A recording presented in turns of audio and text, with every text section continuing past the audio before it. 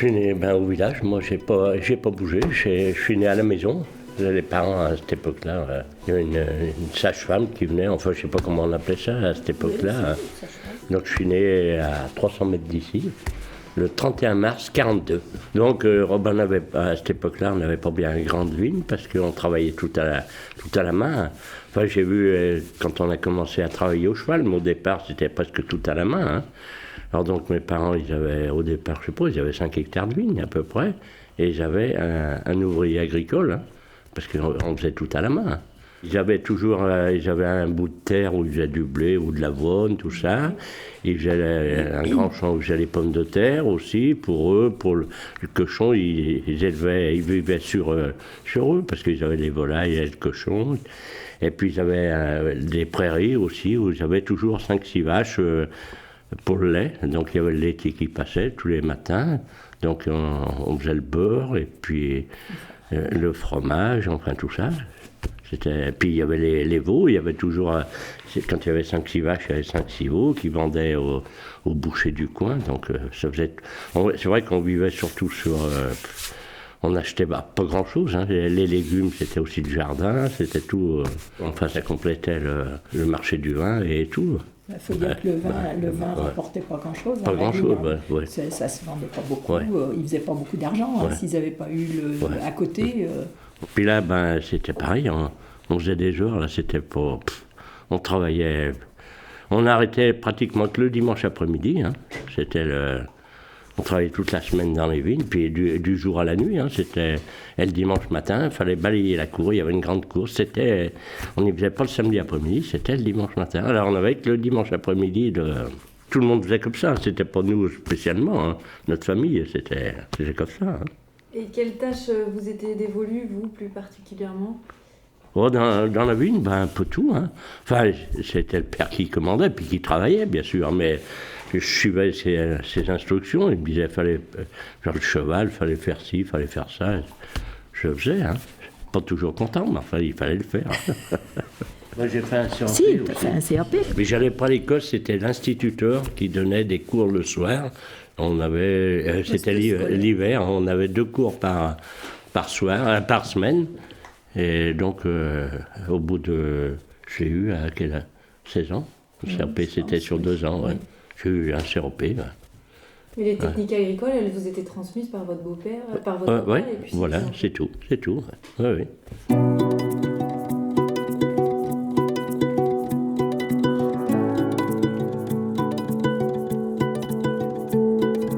Mon papa était charron-forgeron. Il travaillait chez son père. Et puis quand mon grand-père a été à la retraite, il a repris l'entreprise. Et j'avais un autre grand-père qui était paysan. Ce grand-père, il était seul, alors on allait tous les dimanches pour l'aider. Maman allait lui faire sa lessive, et puis nous, on aidait à planter les pommes de terre ou à arracher les pommes de terre. On arrachait les pommes de terre toujours le dimanche de la vogue. Alors autant te dire qu'on n'était pas contente. Il fallait partir arracher les patates chez le grand-père. Et puis faire les foins, tout ça. C'était mon premier contact avec l'agriculture, disons.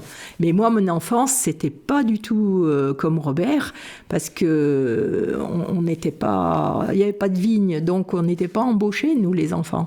Alors, j'étais dans le village, notre terrain de jeu, c'était la place, la grande place du village, où tous les gamins, on était des grosses familles, hein, c'était toutes des familles de 6 gosses au moins. Donc, on jouait tous ensemble sur la place.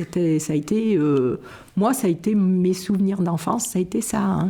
Alors que les copines de l'école qui étaient dans la campagne et qui étaient filles de vignerons, quand elles rentraient d'école le soir, si c'était le moment d'aller attacher de la vigne, elles allaient attacher de la vigne ou elles allaient faire des choses comme ça, hein, ou vendanger.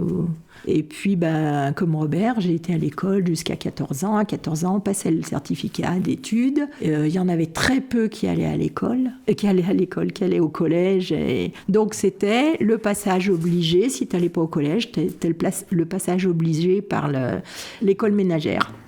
et où on apprenait à être une bonne. C'est ce que je dis, c'était une fabrique de bonnes pour les maris et puis pour les bourgeois du coin, parce qu'on faisait une exposition en fin d'année scolaire et les bourgeoises venaient repérer les filles qui étaient très à droite, et puis la religieuse leur recommandait certaines et pas d'autres. Voilà, ça se passait comme ça. Et puis donc, j'aimais bien aller faire les vendanges quand même, parce qu'à partir de 14 ans, on avait le droit d'aller vendanger chez les copines et les copains. Alors on allait faire les vendanges à droite et à gauche, le jeudi après-midi ou le samedi, voilà. Et puis c'est comme ça que je suis arrivée à Néty, où je suis venue faire les vendanges chez ma copine d'école. Et chez cette copine d'école, il y avait un garçon qui revenait d'Algérie et oh là là, c'était magnifique et je suis tombée dans le panneau. Donc, disons qu'on s'est connus en faisant les vendanges. Quand tu te maries, ils t'épousent tout. À cette époque-là, on s'est mariés en 65, et les filles de vignerons, elles taillaient la route, c'était hors de question de se marier avec un vigneron. Hein. Mais nous, les filles de pas vignerons, on s'est presque toutes mariées avec des vignerons, parce qu'on n'avait pas d'a priori sur le métier, on ne savait pas ce que c'était. Donc on épousait tout. Moi, j'ai épousé le mari, heureusement. J'ai épousé le métier, j'ai épousé le beau-père, ce qui a pas été rien. Voilà, c'était comme ça. Il fallait pas poser de questions et il fallait forcément aller à la vigne, aider. Et j'y ai pleuré souvent dans la vigne. Je suivais, le beau-père était devant, tirait à tailler, et tirait. Et moi, j'étais derrière parce que je savais pas tailler. Il fallait tout que j'apprenne. Et j'y ai pleuré des bons coups, c'est sûr.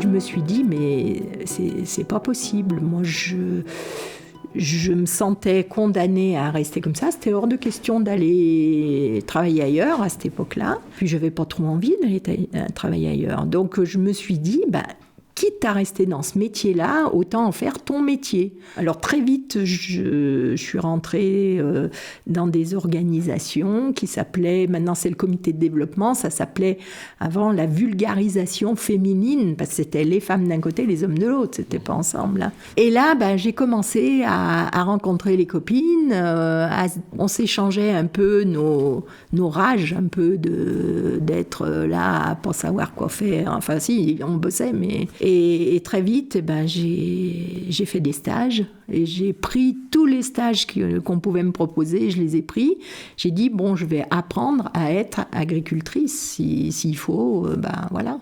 C'était pas tellement agricole, c'était les femmes échangeaient entre elles sur la cuisine, sur les vêtements, sur des petites choses comme ça. Et puis après oui, ça...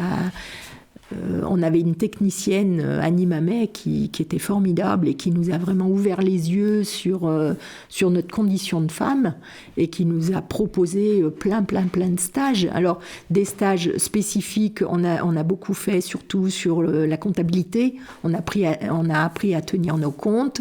Et puis, on faisait aussi des stages plus culturels. Elle nous a emmenés au théâtre à Lyon, des trucs comme ça qu'on n'aurait jamais été. C'était vraiment le début. Et puis on s'échangeait, par exemple, avant les vendanges, on se rencontrait et on se donnait des trucs pour faire la cuisine pour les vendangeurs ou pour loger les vendangeurs. On s'échangeait des choses et moi j'ai appris beaucoup des copines, quoi. Et puis moi je leur ai aussi appris... C'était très laïque, c'était la chambre d'agriculture. Et c'était, au niveau du Beaujolais, c'était chaperonné par l'Union viticole, qui à l'époque, c'était vraiment le gros truc qui dirigeait tout le Beaujolais.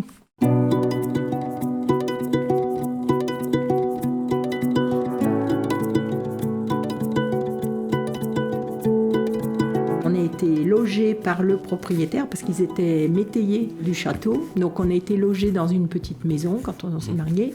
Et puis après, quand son papa s'est remarié, quelque temps après le décès de ta maman, il a acheté une maison. Donc il nous a laissé la maison du vigneronnage. Parce qu'au début, Robert était aide familiale. Et puis quand on s'est mariés, il nous a donné un petit salaire. Il fallait bien qu'on vive un peu. Alors, il avait un petit salaire, et puis on avait les œufs, le fromage, le beurre, le lait. On avait des petits avantages en nature, comme ça. Et donc, après, on est venu habiter la maison du vigneronnage, et il nous a laissé des vignes. On s'est partagé les vignes du vigneronnage. Parce que moi, je disais, c'est hors de question qu'on continue à être les sous-fifres là-dedans. Moi, je voulais mon exploitation. On se transmettait le métayage de génération en génération. Oui. Oui, mon beau-père avait pris le métayage de ses beaux-parents. Enfin, avec l'accord du propriétaire, si. Non, on n'avait pas de propriété. Non, au départ, non, pas du tout. Non, rien. On était métayer au château. Ouais. Quand on est métayer, donc on donne la moitié de la récolte, alors que c'est illégal, puisque normalement c'est un tiers de la récolte qu'on doit donner. Et en compensation, dans le Beaujolais, c'est comme ça, c'est les us et coutumes. En compensation, ils participent un peu plus aux frais. C'est-à-dire, ils doivent donner des remboursements sur les frais de vendange, sur les assurances, ils doivent fournir les engrais quand ils veulent. Enfin, il y a toutes les produits de traitement. C'est tout réglementé. Ils doivent nous mettre à disposition une maison correcte. La maison correcte, là-haut, la vieille ferme, où on voit le jour à travers, où on était obligé de bourrer dans la chambre de notre fille, on était obligé de bourrer de la laine de verre dans la fente parce qu'on voyait passer les voitures à la route.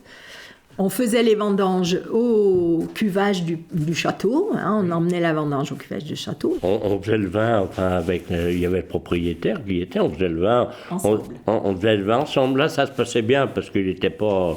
Donc on faisait le vin et puis on finissait les fermentations, tout ça, et après on partageait. On partageait au décalitre, 10 litres. Alors quand on avait 7-8 hectares de vignes, ça fait du lait liquide, hein. Donc, quand on partageait, que le vin était fini, pour qu'il y ait la moitié au patron, la moitié. On avait deux récipients, alors 10 litres d'un côté, 10 litres de l'autre, 10 litres d'un côté. Et ça durait, hein, parce que là si tu as 10 hectares de vignes, ça faisait 600, 700 hectos de vin et tout. À l'époque, vous en aviez moins, mais... Oui, et après, nous, on emmenait les tonneaux chez nous, lui de son côté.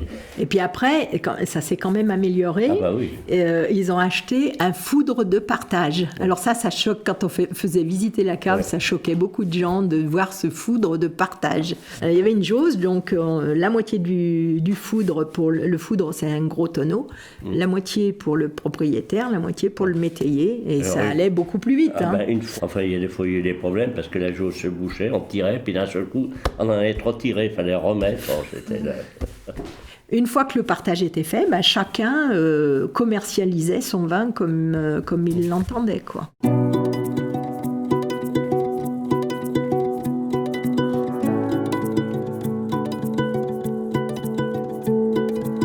J'avais conscience, c'était cette mainmise un peu du propriétaire sur ses métayers.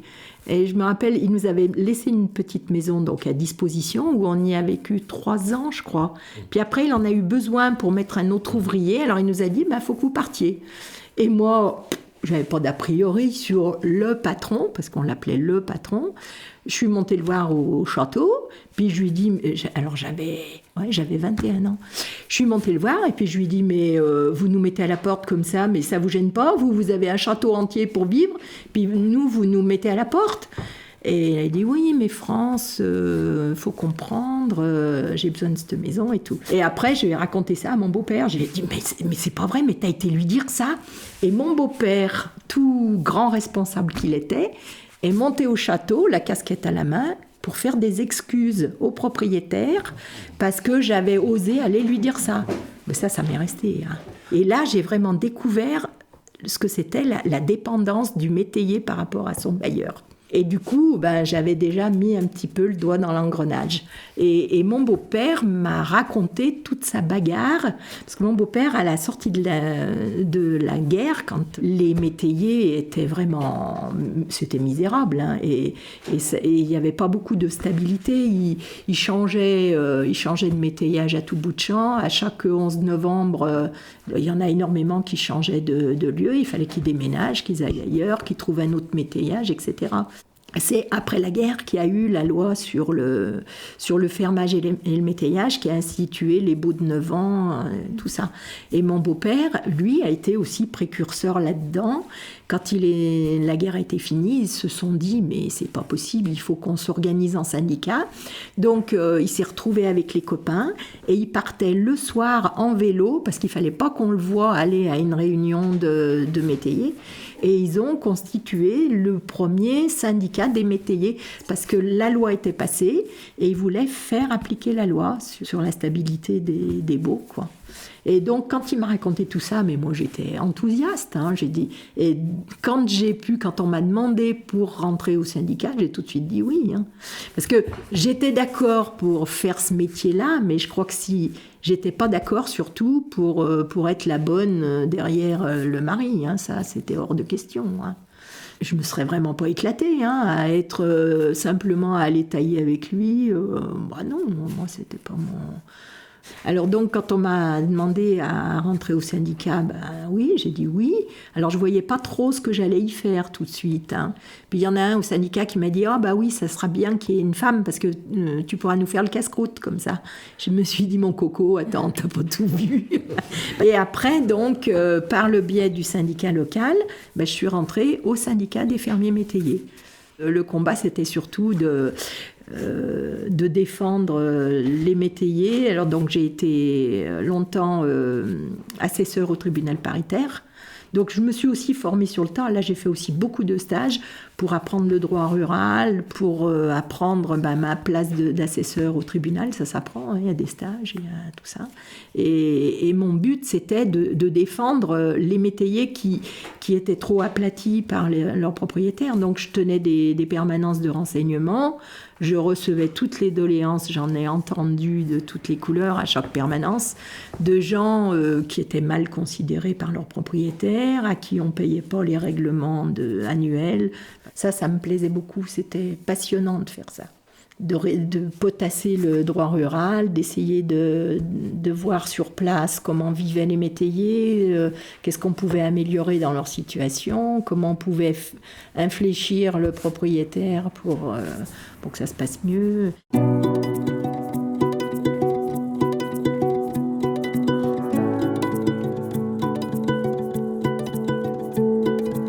Et puis la grosse bagarre qu'on a menée, c'était de faire arriver le fermage à la place du métayage.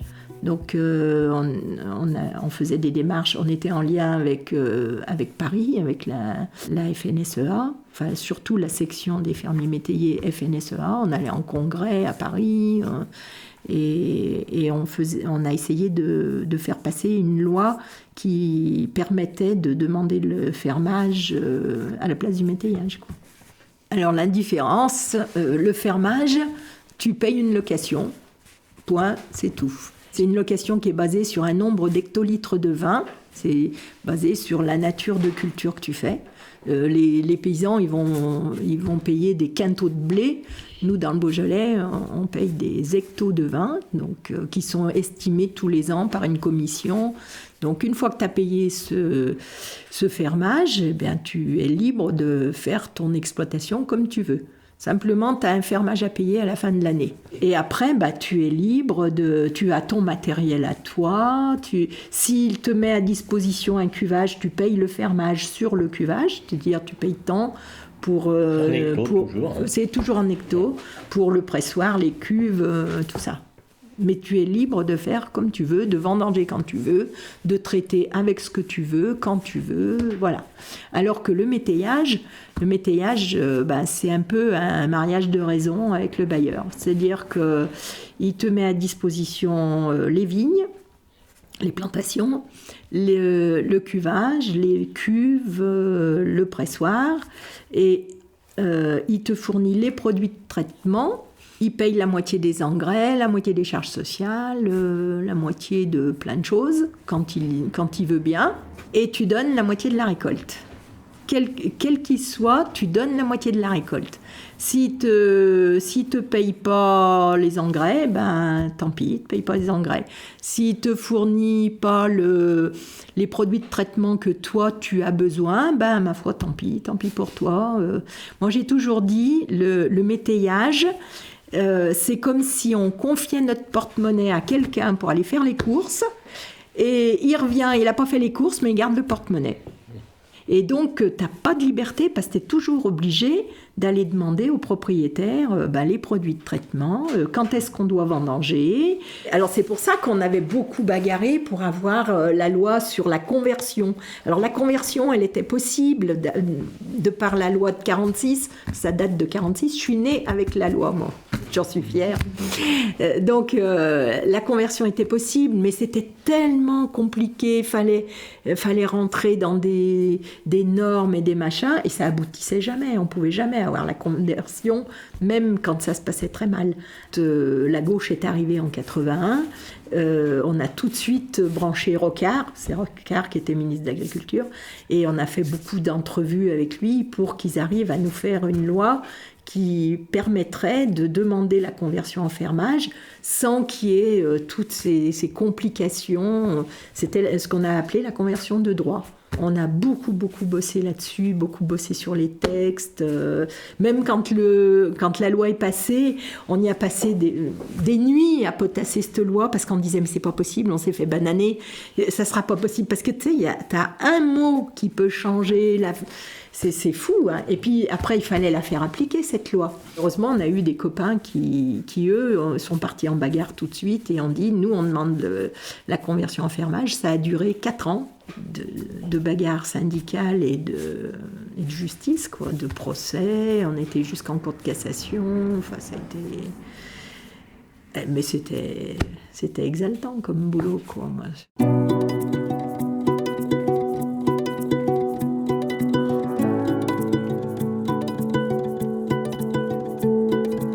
C'était galère, hein, quand même, leur vie, hein, d'avoir 4-5 vaches, et c'était pas moderne, on travaillait à la main, etc. Donc quand le vin s'est mis à bien aller, tout le monde a voulu planter les prés, hein. Tout ce qui était plantable s'est planté. Et ça se comprenait parce qu'on en vivait bien. On a tout supprimé, on a gardé les prés qui sont là en bas parce que c'est pas dans l'aire d'appellation et tout, donc on a gardé les vaches et tout. Mais tout ce qui pouvait se planter en vigne. Tout ce qui pouvait se planter, c'est planté à partir de 70 à peu près. Ah, le déclic, je pense que ça a été 70. Oui, à peu près.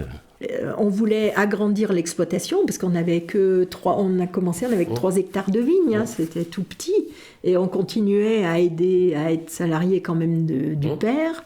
Voilà. Et puis on s'est dit, il faut qu'on trouve d'autres vignes, mais on était tous en concurrence parce que tout le monde voulait de la vigne à l'époque. À cette époque-là, il fallait se battre pour trouver de la vigne. Donc on en a acheté. On était et métayer d'un côté et propriétaire de l'autre. Donc on était à la cave coopérative, on est rentré à la cave coopérative parce qu'on n'avait pas de cuvage. Les vignes qu'on avait achetées, on n'avait pas de cuvier ni rien. Alors les premières vignes qu'on a achetées, on les a achetées en groupement avec des copains. Parce que c'était une grande surface qui se libérait, c'était un parc de châteaux qui se vendait. Donc on a fait intervenir la SAFER. Et on était 4 copains, on s'est partagé ça. On a acheté ça ensemble. On a acheté ça ensemble à la SAFER et on a créé un GAEC. Alors on était GAEC partiel, c'est-à-dire qu'on travaillait nos vignes à nous et puis les vignes qu'on avait achetées en commun, on les exploitait en GAEC, c'est-à-dire qu'on fixait un jour pour aller. Il y avait un responsable, tous les ans vous tourniez, il y avait un responsable par année. Et on décidait de faire tel travail dans la vigne, on fixait un jour et on allait tous travailler. Aussi, ça, hein. Et ça a été très formateur, parce qu'on avait chacun sa façon de voir les choses, et on a tous appris des uns et des autres. Et puis ça nous obligeait à respecter des horaires, parce que nous dans la vigne on n'avait pas trop d'horaires. Hein. Enfin, on avait le droit de travailler du jour à la nuit, mais on avait aussi le droit un jour de foutre le camp, d'aller se promener ou d'aller faire autre chose, quoi. Là, ça nous a un petit peu recadré. C'était bien. Hein. Ah oui.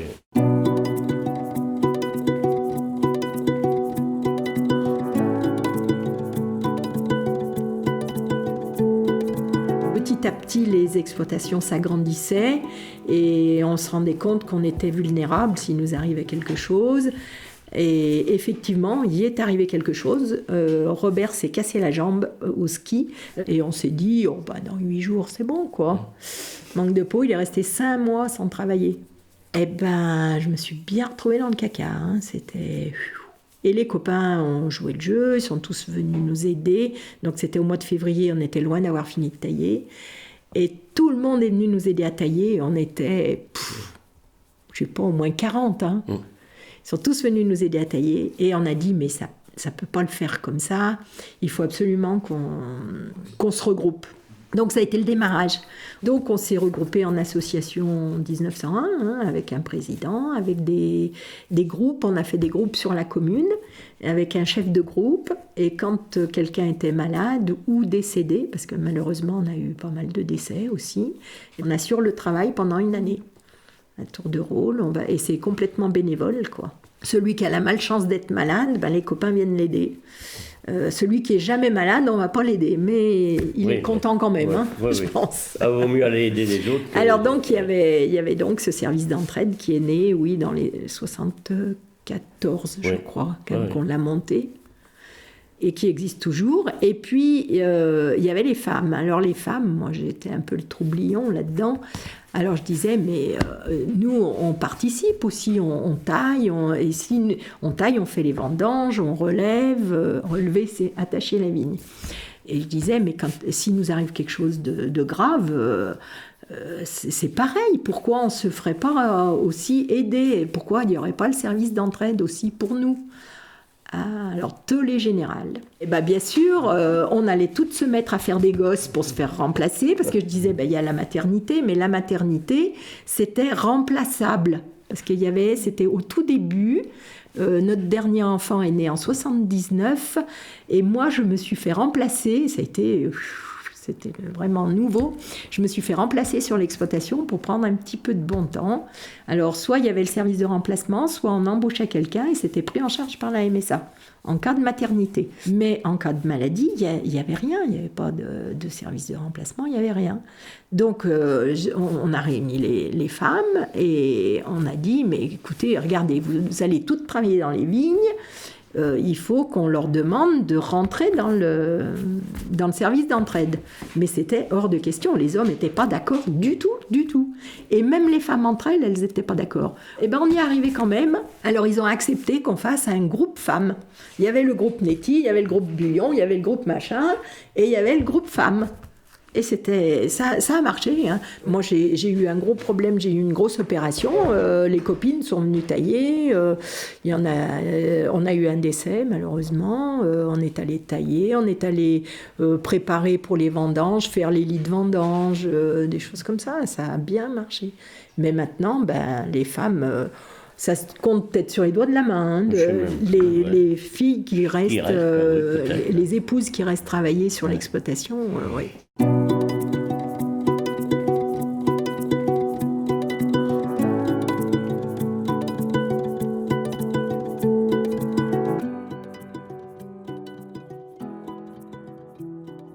Mon père, il a eu sulfaté à la main, là, à la vermorelle, comme on appelait. Et après, pareil, il était dans les premiers, ils ont acheté des machines sous pression.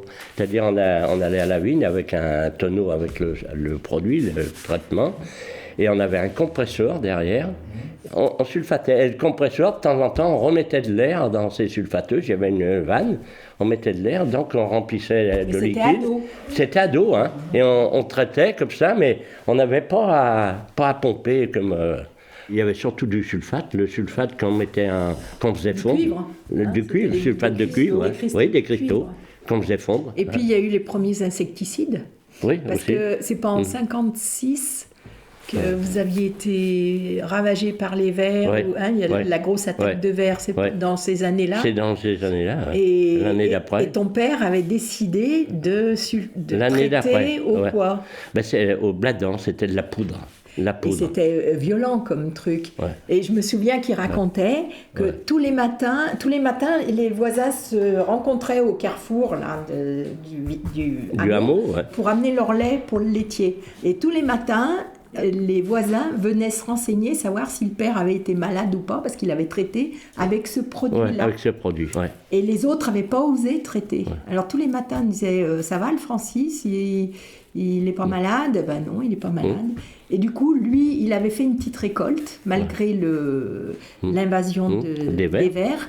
Et puis les autres, ils n'avaient rien récolté. Et l'année d'après, tout le monde a traité. Ouais. Et comment ça arrive, du coup, qu'on commence à se dire, tiens, on va traiter avec des produits, etc. Comment votre père a été au courant de l'existence de ces produits-là? Il y avait déjà le syndicat, surtout parce qu'on avait un syndicat d'approvisionnement. Donc on allait chercher les produits ici. Donc c'était un jeune qui tenait ça. Et bon, il y avait pas de technicien qui nous donnait de conseils ni rien. C'était chacun décidait un peu ce qu'il voulait. Hein. Nous, on a fait comme les copains, hein, on a traité. Quand on a eu la possibilité d'avoir des produits de traitement, on traitait, on se posait même pas de questions.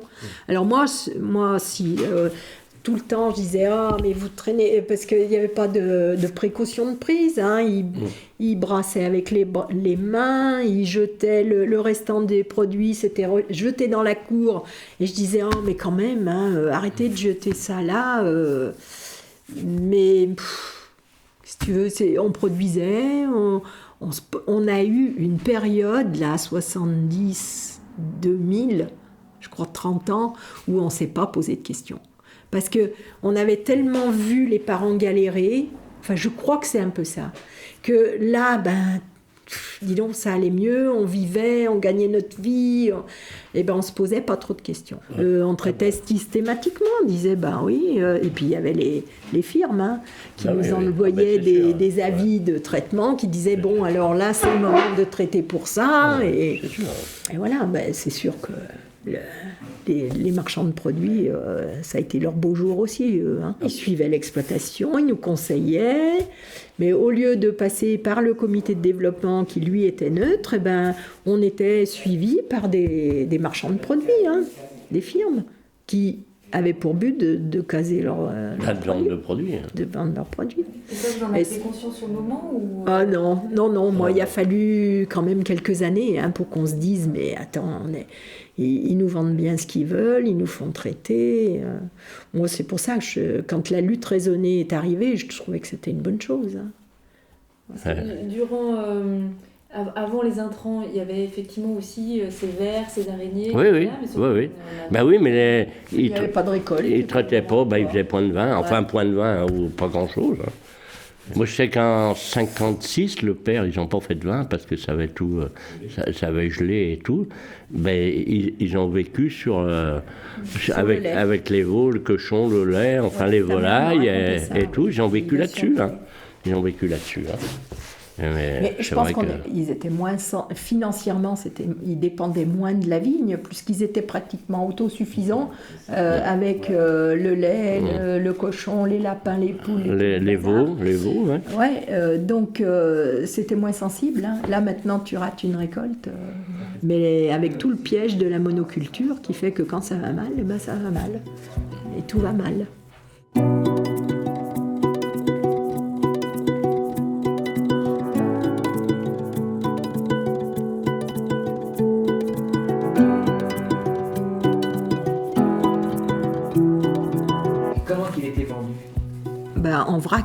En vrac par un négociant. En citerne. Oui, en citerne.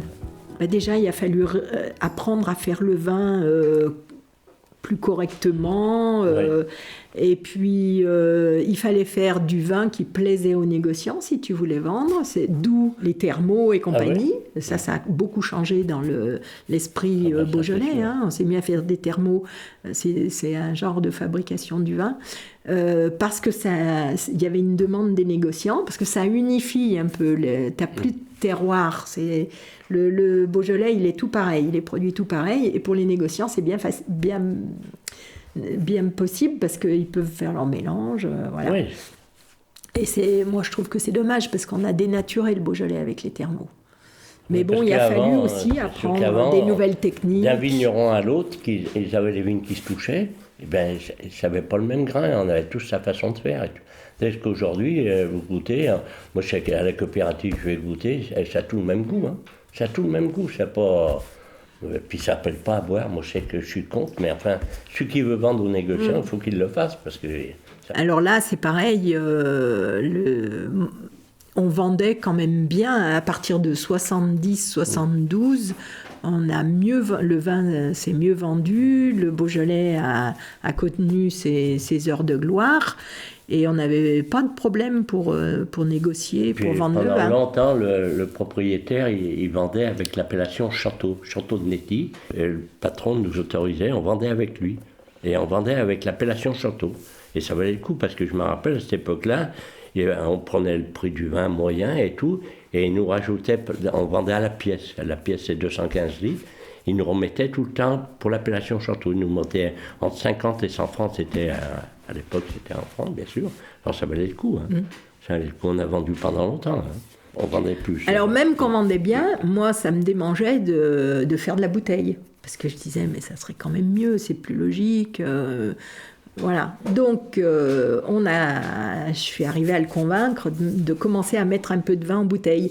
Et tous les copains ils nous disaient mais ça sert à quoi? De toute façon, vous gagnerez pas plus, là ça se vend bien, vous avez aucun intérêt à faire de la bouteille. Et moi je suis têtue, donc j'ai dit mais si, moi je veux faire de la bouteille. Donc je suis allée faire des stages pour apprendre à commercialiser, voilà. Puis on a démarré tout petit, et puis plus en plus on a agrandi notre clientèle et on est arrivé à faire 15 000 bouteilles, hein, bon an, mal an à peu près. Et on avait eu raison, enfin moi j'avais eu raison, parce qu'après la commercialisation a été beaucoup plus difficile en vrac. Et on était bien contents d'avoir nos bouteilles. Et en plus d'avoir le contact avec la clientèle, ça change complètement la vie, hein. On rencontrait les gens, on recevait des gens, on est partis beaucoup. Et j'avais des adresses de plein de gens, donc on a tapé les copains quand on a voulu partir vendre de la bouteille. Les copains avaient bien répondu, ils avaient dit « Ah ouais, ça nous intéresse, venez chez nous ». Donc on est allé dans le Nord, en Haute-Savoie, en Champagne, en Normandie, enfin, de partout où on avait des copains. Donc on faisait du tupperware. C'est-à-dire qu'on allait chez les copains, ils invitaient les voisins, les copains, on faisait une explication du Beaujolais, on faisait une dégustation, on faisait des bouteilles. Dans le sous-sol, voilà. Ça marchait bien. Puis après, les voisins qui étaient intéressés, ils refaisaient une dégustation, ils réinvitaient d'autres copains et c'est ce qui marchait le mieux. Et c'est ce qui marche toujours le mieux. Hein. Ah oui. Parce que les salons, c'est hors de prix, il y en a de plus en plus, c'est chez les copains, ça coûtait rien, c'était... Ah ouais. Bon, à la fin, on leur laissait 2-3 cartons pour payer le... Mais c'est rien du tout, ça.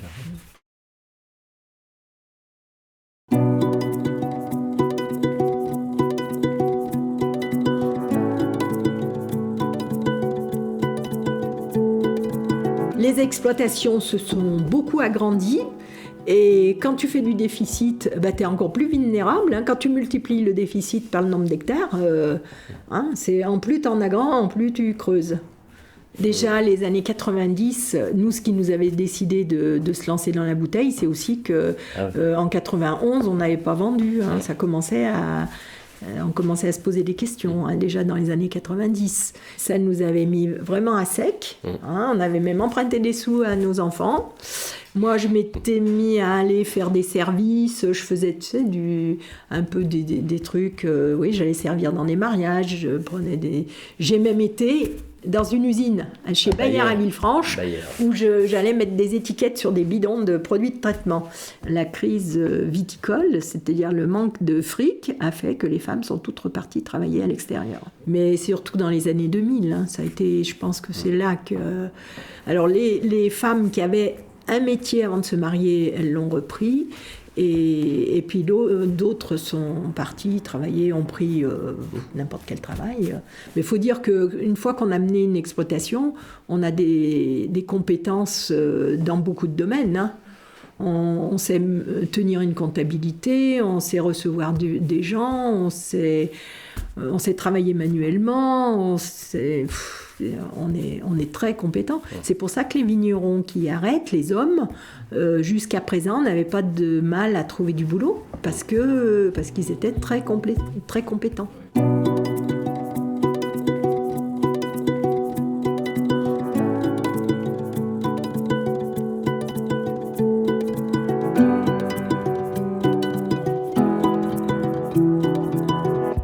ramasser les échantillons, les courtiers. Les courtiers. Ils passaient, donc ils prenaient l'échantillon pour goûter. Il y en avait des fois un autre qui attendait qui part pour rentrer dans l'accord. C'est qu'au jour d'aujourd'hui, c'est terminé. Hein. Ils sont plus que 4-5 gros et puis terminé. Hein. Ils savent qu'ils mettent tel prix, puis c'est terminé. Il n'y a pas à discuter. Hein. Avant, on arrivait à discuter le prix. Ils venaient, bon, on disait, faudra mettre quelque chose de plus ou n'importe. Les règlements, on discutait. Maintenant, c'est terminé. Hein. Je crois qu'on n'est encore pas capable. Hein. Tu t'imagines tout vendre toute une récolte en bouteille, il faut y aller au turbin. Hein. Il faut avoir des relations, il faut forcément passer par des exportateurs. L'exportation, il y en a très peu qui sont capables d'assurer l'exportation de leur vin. Hein. C'est un métier. Et finalement, c'est ça que je déplore. Les marchands de vin, ils avaient leur rôle à jouer dans la région. Chacun son métier. Nous, on produisait, eux, ils vendaient. Et maintenant, le vigneron, il est obligé de tout faire. Quand c'est rentable, c'est formidable, parce que tu vas jusqu'au bout de la chaîne en tant que producteur.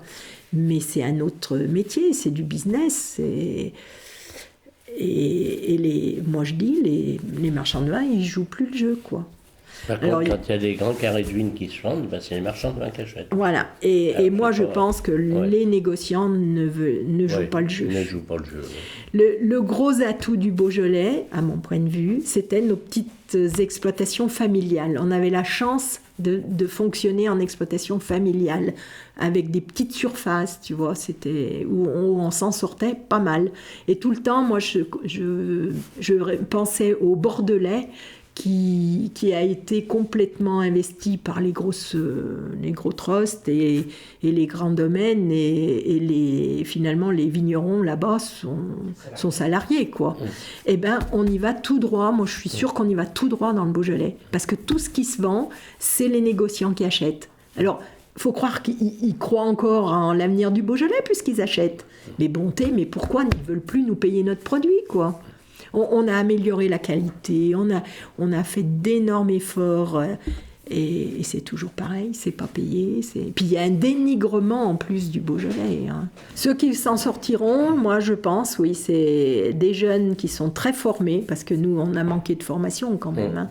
Des jeunes qui sont très formés et qui ont la possibilité de replanter. Mais c'est pareil, on se mord la queue, t'as pas de sous, tu plantes pas, t'as pas de sous, et t'en sors plus, quoi.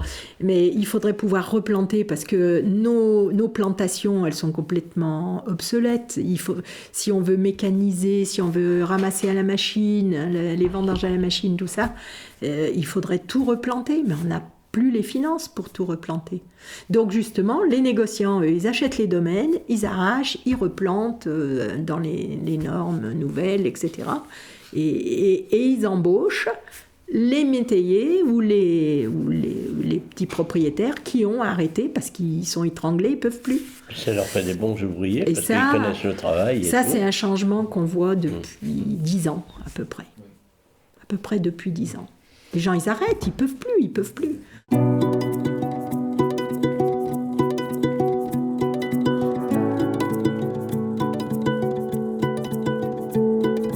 Qu'est-ce qu'on voit ?